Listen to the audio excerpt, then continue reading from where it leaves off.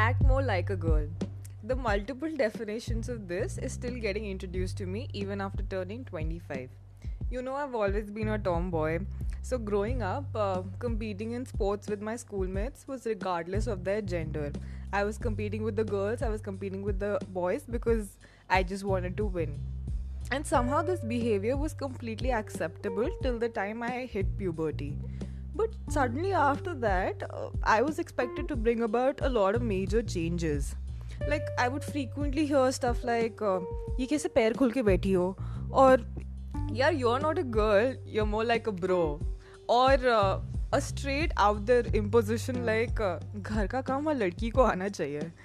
I guess just acting more like me wasn't enough. I had to act more like a girl. I lived with three women with really strong personalities till I was 10. Naturally, I picked up some mannerisms which were considered feminine. I could never understand what was so different about them though. Did I use my hands a lot? Or was I giving a lot of expressions? Or was it the fact that anything made me cry and crying was a weakness? Yeah, I've been the Shut up, 80% of the Vijay. time to witness it. You I promise. don't You know why. promise. Screw you. Fine. When I was a child, the fingers pointed towards me used to yell, Ladki, Ladki. I made my peace with it because women around me didn't make being a woman look so bad. But eventually, the words addressing me had a lot of variety. Chakka, Hijra, Kinnar, Mittha. From arguments to friendly banters, they would somehow all end the same way. My favorite till date is Striling, Pulling, Anukul Singh, Napunsakling. Corona virus या Covid 19 से आज पूरा देश लड़ रहा है, पर याद रहे हमें बीमारी से लड़ना है, बीमार से नहीं, उनसे भेदभाव न करें. If you're listening to this episode, it's probably because we managed to entitle it with some kind of ambiguity in the title or, in our introduction. And the moment I mention it, I know that you will think that we have finally resorted to our agendas or we are finally like over the usual conversations that we have. That's not the case. I think we'll just go ahead and introduce the topic for now. The Okay. topic that we're going to be discussing today is gender identity. Gender identity's definition, according to whatever I've found on the internet, is one's innermost concept of self as male, female, a blend of both, or neither. How individuals perceive themselves and what they call themselves. One's gender identity can be the same or different from their sex assigned at birth.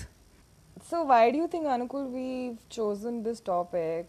Because our last topic was on generation gap, and our main reason for picking it up was because in this lockdown season, uh, we find it very relatable, and everyone's dealing and struggling with it. But what about gender identity?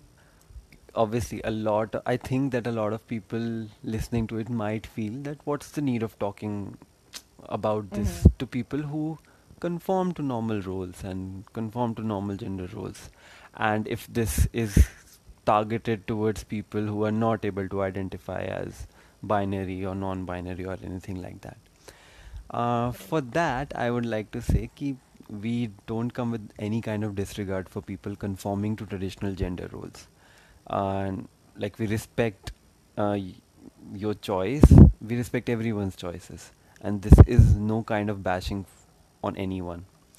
It's just that it's not something questioned only by people who are queer or say non-conforming, or who don't have the luxury to sit back on a couch and ponder over it maybe on a lazy Sunday. Um, as the world around us has shrunk, we question it every single day.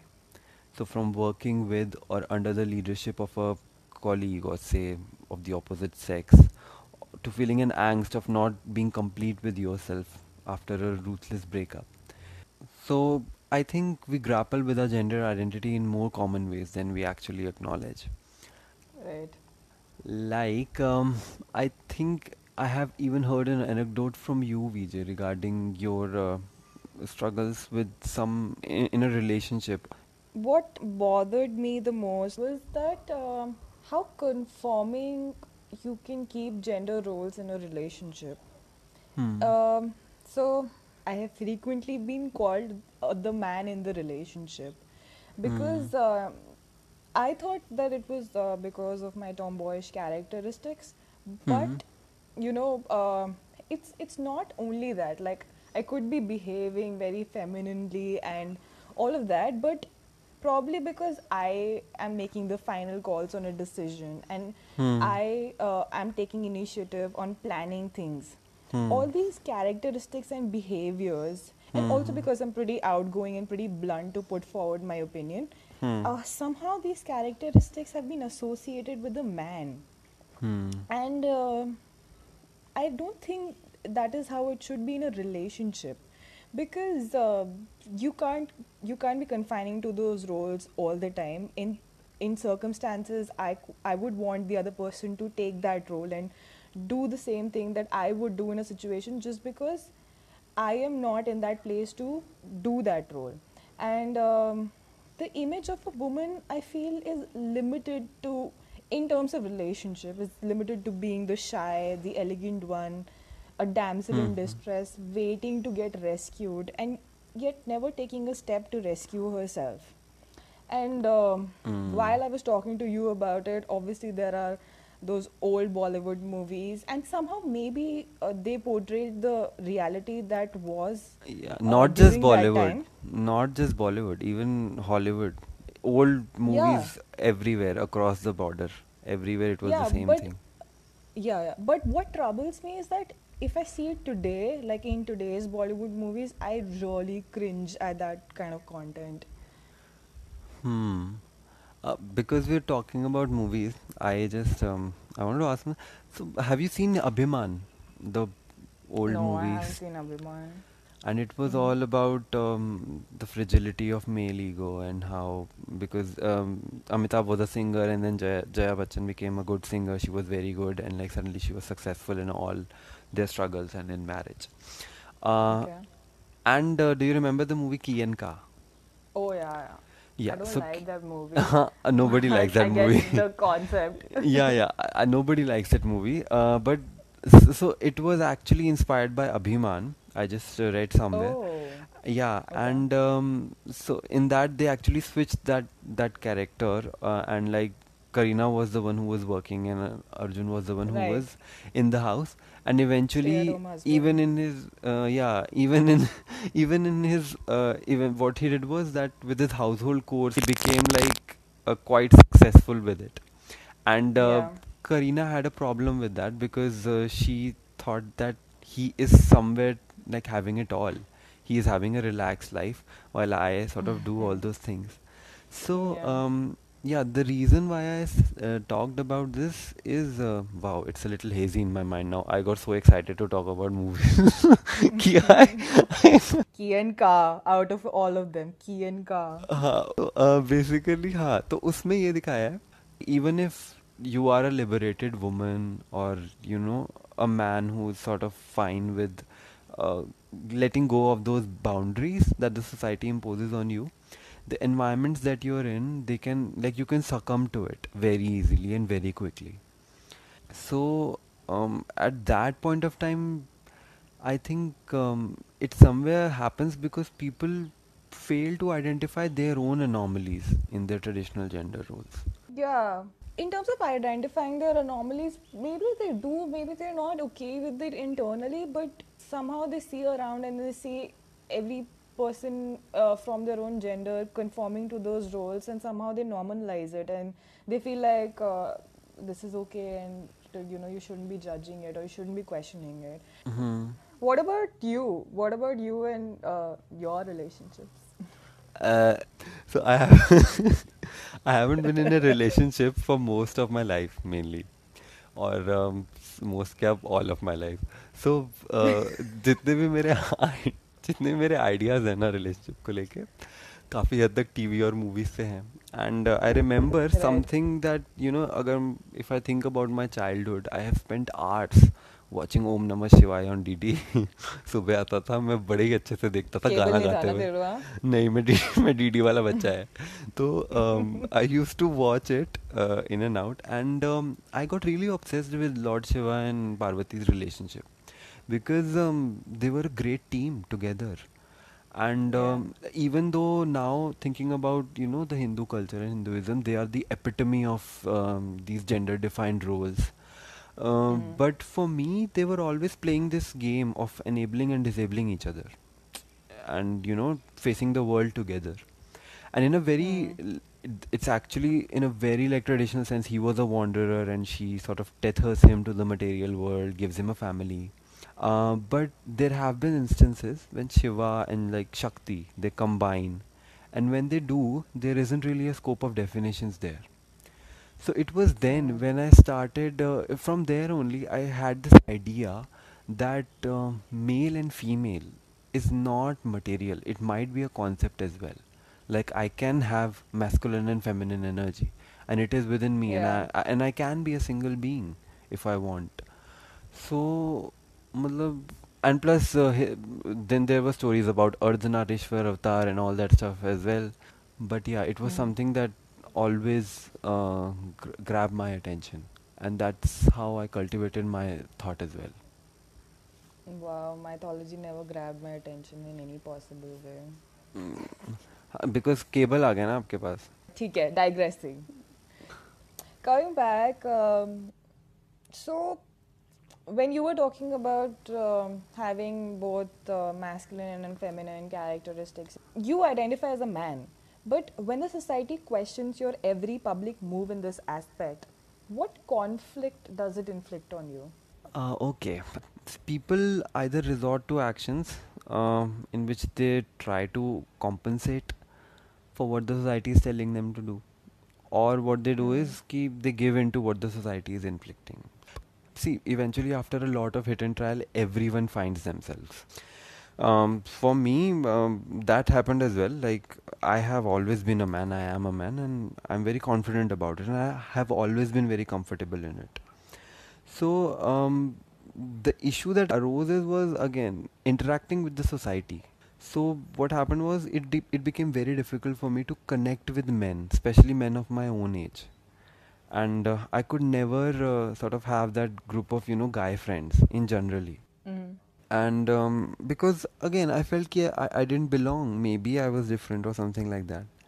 And in college I could obviously connect with seniors or juniors because there was this thing of a mutual interest in which way you're working on a project or say Right. on something. So there were these demarcations, and like there was this structure of sorts, an authority of sorts which you had to follow. So it helped a lot. And now that I have some close friends with whom I have discussed this, so now I can maybe reflect on the past and think, ha, maybe I was overly sensitive about a few things, or a l- a few things that was said in a very light-hearted manner about me. But because a lot of people were saying it, each time it was affecting me a little more than the previous time. But Yeah. again, like when you are that isolated or alienated, it gets difficult to have that sort of open perspective to where I myself could be wrong, or how I was not resilient or tough enough to sort of give that strong exposure. Now, I have my close friends, I have people I love, so I am confident कि नहीं, this is it, this is me, this is who I am. But when you're trying to find yourself, it becomes very, very difficult, very difficult. So you obviously dealt with it in a better way because you had a support system. But what do you think people who don't have a support system go through? You have alienated someone, and then because everyone has this opinion about him, everyone is sort of giving him those constant remarks again and again and again and again. He's becoming more submissive, and he cannot get out of that situation anymore. He can't have a bird's eye view of the problem and like try to Right. solve it, because everyone is like suppressing him or her and like telling them ki nahi, he's weak, he is not masculine enough, he is not getting his act together and all that. Yeah. So it gets tough. So yeah, we have to be sensitive about it a little, and Yeah. just know at least someone has to. If not, you cannot be sensitive about each and every person. I get it. It's a very difficult task to manage, but have some awareness. And that's not even the worst part. A lot of times, because again, with gender identity especially, people want to make an inference as quickly as they can about the sexuality of the person, especially in our country. Yeah. क्योंकि again यहाँ पे लोगों को match making से फुर्सत ही नहीं मिलती है बचपन से ही शादियाँ करानी है सो Same. It's funny how they outrightly connect the two. There's this one particular moment that's coming to my mind. I don't know whether I've told you this or not, but I and a couple of friends were out in the night and we'd gone for a dinner and we were having some drinks and we were headed out of the restaurant. And right outside the restaurant, there was this astrologer sitting outside, and his description said that he was a time traveler, and obviously alcohol got the better of our judgment and we went ahead to get our palms and face read by a time traveler, a person proclaiming to be a time traveler. perfect So my friend was getting her face read, and all that while I was very openly agreeing or disagreeing to his statements. Now the emphasis on very openly, because oh, like me being tomboyish and just putting my opinion out there, and obviously alcohol. Yes. So my other friend was there, and he was like, you shouldn't be saying this. You're actually giving him a clue and everything, and he's molding his statements accordingly. Maybe they do that. Maybe astrologers do that. But my turn came, and he had already judged my tomboyish mannerisms by then. And his one of his first statement was, "You were a guy in your previous birth." shit. Okay. And my so supportive friends validated him by telling him that I was one in my current birth as well.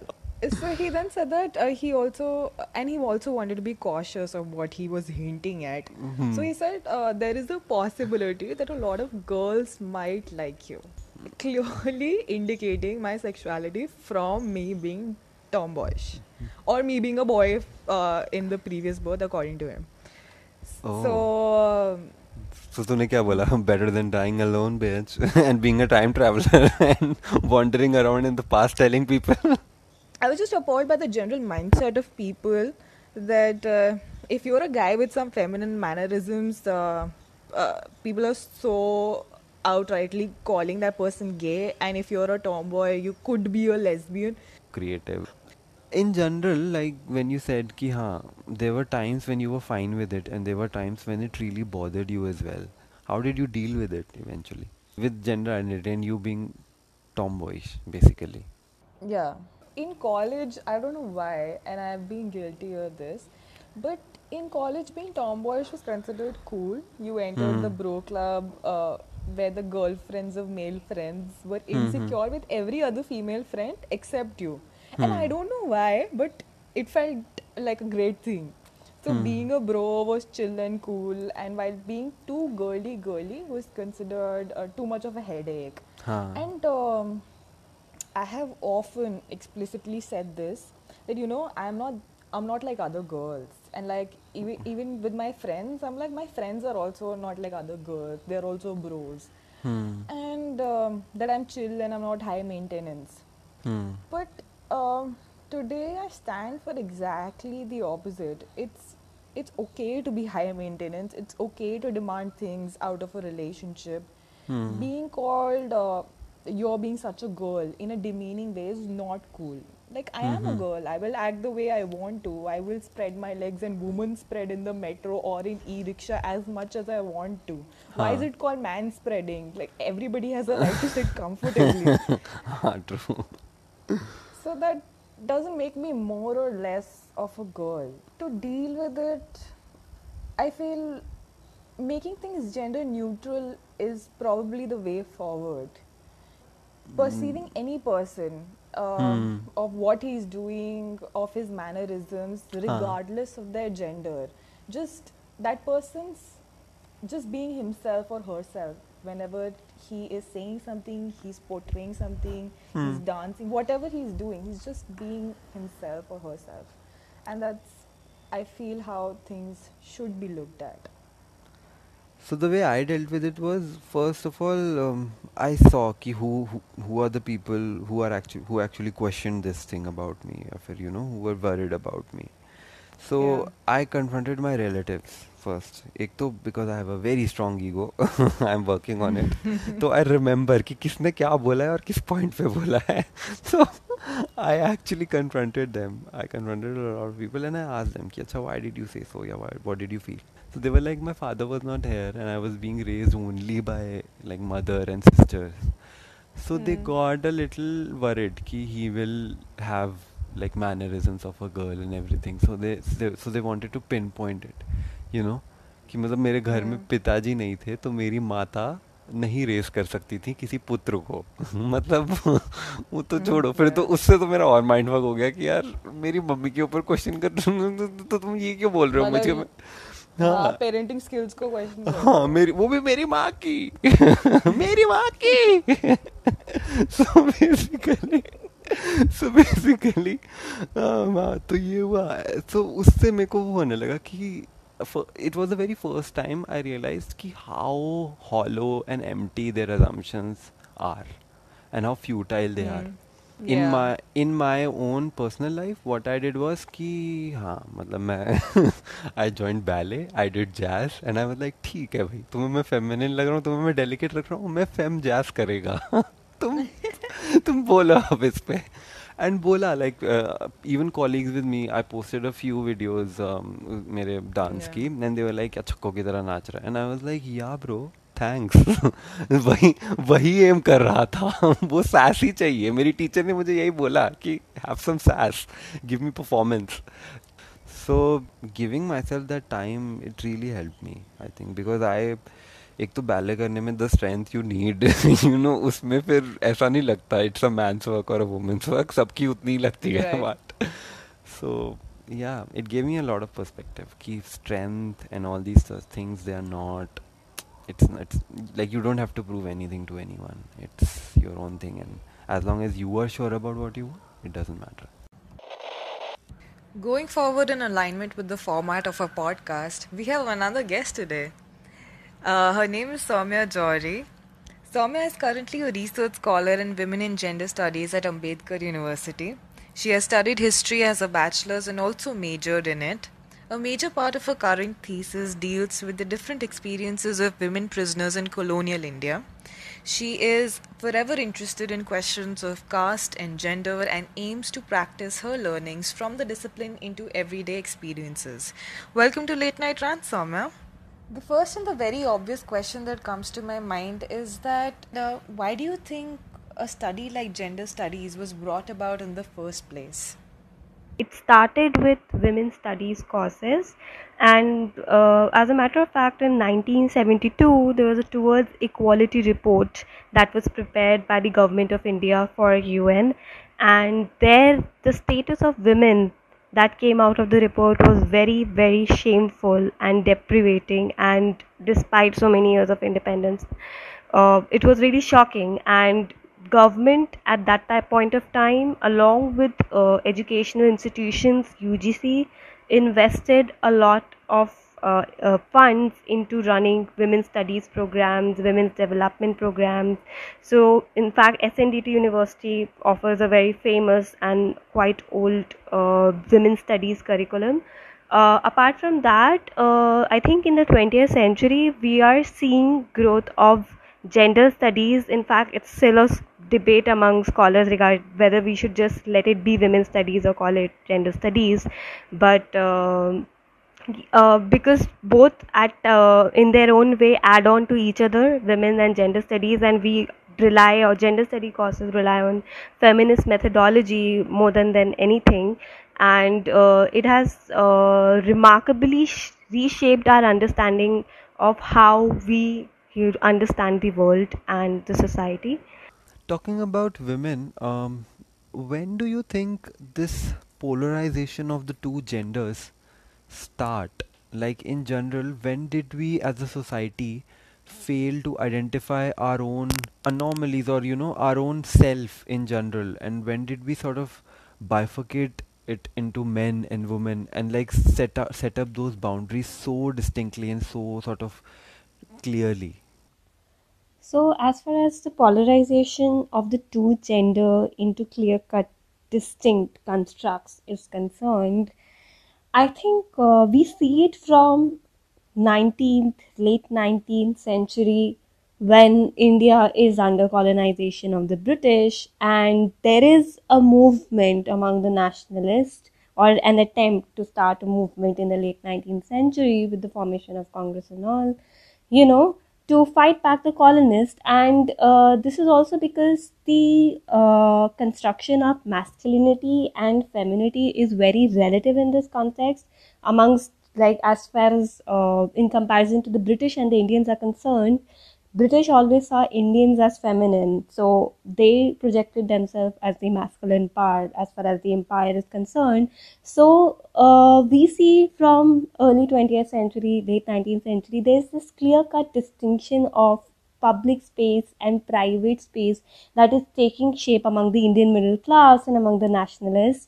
So, public space would be where is the domain of the men, where the men would fight against the Raj and would perform political roles.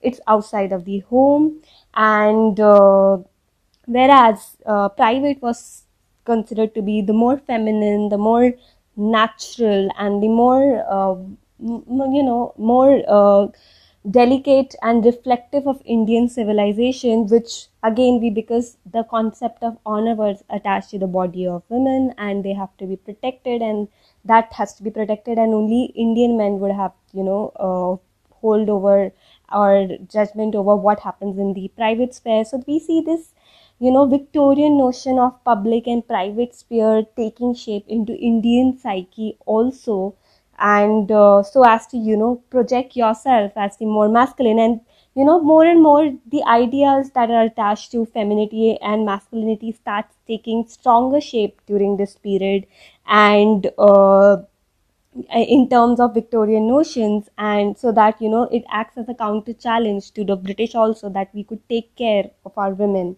and we are masculine enough to fight the Raj. Okay, so it's almost like in order to fight an adversity, we molded ourselves into that, into what our oppressors were giving us, and then we forgot what we really were in the beginning. Okay, so 19th century also saw the framing of Criminal Tribes Act of 1871, and eunuchs or the third gender was recognized as one of the criminal tribe. The local government maintained registers on them and they faced a lot of stigmatization because of it. In fact, their presence on the public street was punishable without warrant up to 2 years. This is clearly a definite act of discrimination that a community is being subjected to, despite the fact that in the medieval past they had enjoyed important political administrative positions and had worked as close guard to emperors and the queen. And it's more of the colonial baggage in terms of Article 377 and the Criminal Tribes Act, that we had carried forward into the contemporary times. Also, one more thing, like a lot of people might think that there are a few aspects, like even when it comes to men and women, and like people talking about gender identities, there are a few things that in biology, and this is an argument that's being raised throughout, ki there is a certain thing that limits you because of the biology of how a man is or the stuff that a woman can do, even though we have multiple examples of women actually doing all those things that men can do. Like for every sport there is a team for women as well. But then again, the question that first arises is ki, but can they play along with men? So for that, like how do you think that stops people, and how can they overcome that barrier for themselves? Ki, it's in a biology. So how do then I experiment this for myself? So, first of all, I would like to add a disclaimer here that when we are talking about questions on biology, there is an inherent acceptance of the existence of two clear cut sexual identities, which I think we need to disrupt. I mean, in the formative years itself, we are sort of trying to fit the adolescent into two defined categories, which should be questioned. There was a study by Emily Martin, The Egg and the Sperm, which did basically that, where she talked about the idea of man being all powerful and sperm sticking its claim to the ovum in the reproduction process is actually a sociological construct. This is how we imagine a man or a woman to behave. So our imagination, or what have been cultural belief to how a man and a woman behaves, also gets transplanted to our understanding of the biological process of reproduction, which we call scientific. In fact, later studies have proven, this is not real, and there are cases when sperms are known to have been weak and lost in the way.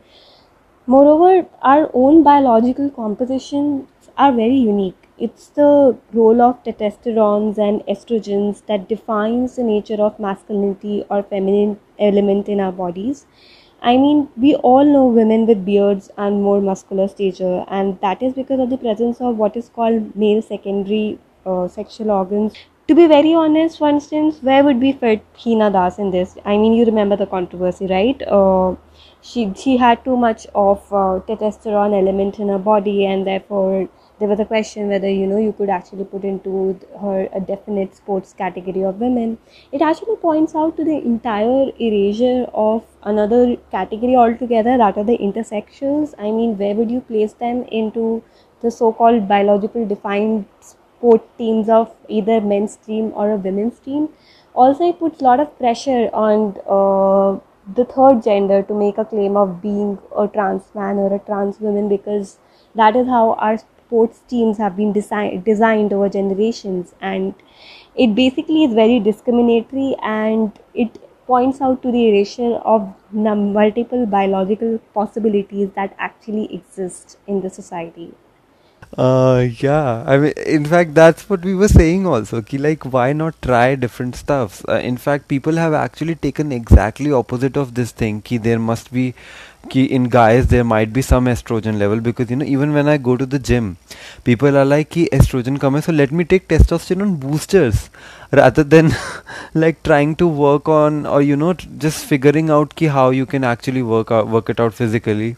Thank you, Soumya, for being a part of our podcast. Your words have been really insightful and they've helped us to gain so much more clarity on this subject. We acknowledge the fact that our struggles are nowhere comparable to people who visibly struggle with their gender identities and are not comfortable in their own bodies. But maybe their struggles teach us that our own conforming attitude in terms of our own gender is preventing us from accepting them and even our anomalies, and making our society maybe a more holistically inclusive one. Also, I would like to address that the main aim of picking this topic is not to impose any sort of questioning on you or make you uncomfortable of your own conformities. We respect you and we respect your choice. Yeah. So, with this, we come to an end to the second episode of our podcast. Thank you for listening. This podcast is as much a platform of expression for you guys as it is for us. So, get in touch with us, share your opinions and feedback on this episode, and also suggest us more topics to talk about in the future. Our email ID is latenightrantsone1@gmail.com. Yeah, write your opinions while, if you get any, while listening to the podcast, and do send them out to us. Thank you so much for listening, guys. Bye. And again, shout out to at Chalmeridhanno.